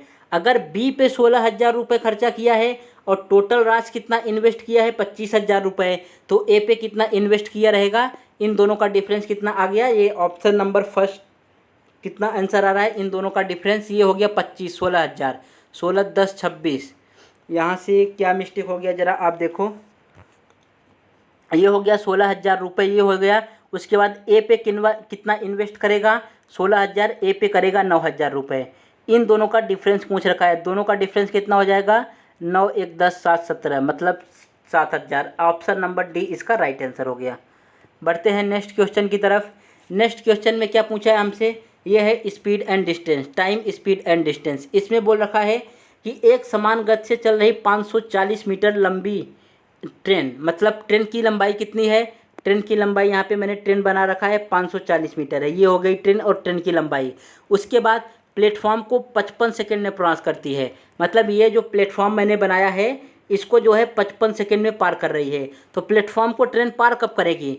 जब ये टोटल अपने लेंथ की दूरी चल लेगी। कितना दूरी चल लेगी? प्लेटफॉर्म यहाँ पर, प्लेटफॉर्म यहाँ से यहाँ है, अब ट्रेन जो है यहाँ से क्रॉस कर रही है, ये ट्रेन जा रही है जा रही है जा रही है। कब क्रॉस कर लेगी ट्रेन? जब यहाँ पे पहुँच जाएगी तो जो है ट्रेन इस प्लेटफॉर्म को पार कर लिया। अब ये टाइम कितना ले रहा है? टाइम जो है 55 सेकंड में पार कर रही है, और 36 सेकंड में प्लेटफॉर्म पे खड़े हुए एक व्यक्ति को पार करती है। 36 सेकंड में किसको पार कर रही है? एक व्यक्ति को पार कर रही है। मान लो कोई व्यक्ति जो है यहाँ पे खड़ा है, यहाँ पे ये हो गया व्यक्ति हमारा, ये व्यक्ति यहाँ पे खड़ा है। अब इसको ट्रेन को पार करने में कितना टाइम लगेगा? ट्रेन जो है यहाँ पे पहुँच गई, तुरंत पार कर लेगी। इसको पार करने में कितना टाइम लगेगा? 36 सेकंड। तो इससे हमें क्या पता चल गया कि यहाँ से हम ट्रेन की स्पीड निकाल सकते हैं। अब स्पीड का फॉर्मूला क्या होता है? स्पीड का फॉर्मूला होता है टोटल डिस्टेंस कितना है? 540 मीटर चलेगी, अपॉन टाइम कितना लिया? 36 सेकेंड। तो यहाँ से कितना आ जाएगा? 36 में 540 लगभग 15 मीटर अपॉन सेकेंड। मतलब ट्रेन 1 सेकेंड में कितना चल रही है? 15 मीटर चल रही है। अब वो बोल रहा है कि 36 सेकेंड में इसको पार कर ले रहा है। अगर कोई ट्रेन यही है हमारे पास, ट्रेन यही है, ये एक व्यक्ति को जो है 36 सेकेंड में पार कर रही है और पूरे प्लेटफॉर्म को जो है 55 सेकेंड में पार कर रही है, तो जो है प्लेटफॉर्म की लंबाई कितनी है? प्लेटफॉर्म की लंबाई हमें फाइंड करना है। तो लंबाई कितनी आएगी? 15 इंटू इन दोनों का डिफरेंस, ये जो 36 दिया है और 55 दिया है, दोनों का डिफरेंस। दोनों का डिफरेंस कितना आ रहा है? 36 में 10 ऐड करो, 46, 20, 19 डिफरेंस आ रहा है। 19 को ऐड कर दो, ये कितना आ गया हमारे पास? 15 9 135, यहाँ पे कैरी 3, 15 1 के 15, 16 17 18 10 28, कितना? 285। कौन सा करेक्ट आंसर हो गया? ऑप्शन नंबर सेकंड इसका करेक्ट आंसर हो गया। बढ़ते हैं नेक्स्ट क्वेश्चन की तरफ। नेक्स्ट क्वेश्चन भी सेम, ये आपके लिए HW है, आपको इसे करके बताना है। ये भी टाइम, स्पीड एंड डिस्टेंस पे है और हर एक स्टूडेंट को करना है और जो है कमेंट बॉक्स में मैसेज करके बताना है कि इसका आंसर कितना आया। बढ़ते हैं नेक्स्ट क्वेश्चन की तरफ। ये है हमारे पास अभी DI का क्वेश्चन। आपके एग्जाम में DI से 3 से 4 क्वेश्चन, 25 क्वेश्चन में से 3 से 4 क्वेश्चन कन्फर्म है पूछे ही जाएंगे। और DI का क्वेश्चन आप तभी सॉल्व कर पाओगे जब आपको profit loss, percentage and ratio और प्रोपोर्शनल आता होगा अच्छे तरीके से। मैं एक क्वेश्चन इस पे करा रहा हूँ और 2 क्वेश्चन आपको होमवर्क के लिए दूंगा। तो यहाँ पे देखो कैसे करना है। यहाँ पे पहले डायरेक्शन पढ़ो, क्या क्या बोला है। संस्था P और Q में मिला के उत्तीर्ण होने वाले उम्मीदवारों की संख्या। तो पास्ट कितने हुए हैं? ये पास वाला है और ये जितने जो है इन्वॉल्व किए हैं उनका है। तो यहाँ पे P और Q कहाँ पर है? P यहाँ पर है, Q कहाँ पर है? यहाँ पर है। कितने लोग पास हुए हैं? 18 और 17 दूना 34 एक 35, टोटल यहाँ पे 35% पास हुए हैं। कितने जन पास हुए हैं? 35% पास हुए हैं। उसके बाद फिर संस्थान T और R में मिला के नामांकित, T कहाँ पर है? T यहाँ पर है, R कहाँ पर है? R यहाँ पर है। कितने जन नामांकित किए हैं? यहाँ पे नामांकित किए हैं 18% व्यक्ति। कितने जन? 18% व्यक्ति। उम्मीदवारों की संख्या कितनी अधिक है। मतलब ये 100% की वैल्यू कितनी दे रखी है 5700, तो यहाँ से 1% की वैल्यू कितनी हो जाएगी, 1% की वैल्यू हो जाएगी 57। 100% वैल्यू कितनी दे रखी है 5700, तो 1% की वैल्यू 57, तो यहाँ पे 35% की वैल्यू कितनी आ जाएगी, मल्टीप्लाई बाई 35। इनका डिफरेंस फाइंड किससे करना है, इनका डिफरेंस हमें फाइंड करना है इस वाले से। यहाँ पे 100% की वैल्यू कितनी दे रखी है 8550, तो यहाँ से जो है 10% की वैल्यू कितनी आ जाएगी, यहाँ से 10% की वैल्यू 855 आ रही है। 1% की वैल्यू कितनी आ जाएगी 85.5, तो ये हो गया 85.5 मल्टीप्लाई 18। अब क्या करना है हमें, देखो ये पूरा सॉल्व करना है, यहाँ पे पूरा सॉल्व नहीं करना है, केवल यूनिट डिजिट से सॉल्व कर लो। अगर 7 में 5 का मल्टीप्लाई करोगे कितना आ जाएगा, 5 आ जाएगा। यहाँ पे 5 में से क्या माइनस करना है, 18 पंचे 90। यहाँ पे देखो जीरो आ गया, लेकिन जीरो तो लेना नहीं है क्योंकि अभी यहाँ पे पॉइंट है, तो पॉइंट लगा दो। 18 पंचे 90, 90 में जो है 9 को ऐड करोगे 99, यहाँ पे 9 आ रहा है। मतलब 5 में से 9 को माइनस करना पड़ेगा, और 5 में से 9 माइनस होगा नहीं, तो ये जो है अपने पड़ोसी से एक कैरी लेगा, तो कितना हो जाएगा 15। और जब 15 में से 9 माइनस होगा तो कितना आ जाएगा, 15 से 9 माइनस करने पे हमारे पास आ जाएगा यहाँ पे 6। कौन से ऑप्शन में 6 है, ऑप्शन नंबर 30 इसका राइट आंसर हो गया। 456 इसका करेक्ट आंसर हो जाएगा। तो यूनिट डिजिट भी आपको यहाँ पे अप्लाई करना था, यूनिट डिजिट से आपका आंसर जल्दी आ जाता। बढ़ते हैं नेक्स्ट क्वेश्चन की तरफ। सेम वैसा ही क्वेश्चन ये भी है, तो ये आपके लिए HW है, ये भी आप सॉल्व करके हमें कमेंट बॉक्स में मैसेज करोगे। और ये वाला भी क्वेश्चन आपके लिए जो है HW है। आज के मैंने आपको पाँच जो है HW दिया, और पाँचों जो है आपको होमवर्क करके बताना है कि इनका आंसर जो है कितना आने वाला है। इसमें क्या करना है, ये सब जो दिया है इनको ऐड करना है। इनको ऐड करने के बाद इसका जो है 10% निकालना है। क्या निकालना है, ऐड करने के बाद इनका 10% निकालना है, और 10% निकालने के बाद यहाँ पे फिर आपको जो है ऑप्शन चेक करना है कि कौन सा ऑप्शन इसमें राइट आएगा। बस केवल इतना ही काम करना है। तो पांचों जो है आप HW के रूप में सॉल्व करोगे। इससे क्या होगा, आपका कॉन्फिडेंस लेवल जो है हाई जाएगा। कॉन्फिडेंस तो बढ़े ही बढ़ेगा, प्लस आपको क्वेश्चन सॉल्व करने का आइडिया भी होगा कि किस तरीके से जो है क्वेश्चन को सॉल्व करते हैं। और आप अपने तरीके से भी इसमें एफर्ट डालोगे कि यूनिट डिजिट लगाएं, कि डिजिटल सम लगाएं, कि और किस तरीके से मैं जल्दी आंसर लाऊं। इससे आपकी स्पीड तो इम्प्रूव होगी, आपका कॉन्फिडेंस भी बढ़ेगा, प्लस आप टाइम सेविंग करना भी यहाँ से सीख जाओगे। इसलिए जो है होमवर्क आपको सॉल्व करना है और कमेंट बॉक्स में आंसर करके बताना है कि कितना आंसर इसका आ रहा है। बढ़ते हैं आगे। अभी जितने मैंने क्वेश्चन लिए थे लगभग 23 या 25, टोटल 25 क्वेश्चन थे। तो 2 क्वेश्चन जो है बहुत इजी लेवल का था, और पिछले जो मॉक टेस्ट मैंने कराया था उसको, उन दोनों क्वेश्चन को वहाँ भी सॉल्व करा दिया था, इसलिए 2 क्वेश्चन को इसमें इंक्लूड नहीं किया।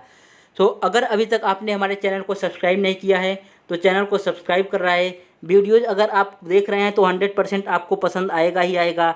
वीडियोज़ को भी लाइक करना है, और जितने भी आपके और अदर स्टूडेंट हैं जो SSC के किसी भी एग्ज़ाम की तैयारी कर रहे हैं उनके साथ वीडियो को शेयर करना है। और सबसे मोस्ट जो GCI की तैयारी कर रही हैं, जो गर्ल्स GCI की गर्ल्स कैडेट इंस्ट्रक्टर की तैयारी कर रही हैं, उनके साथ 100% इस वीडियो को शेयर करना ही करना है।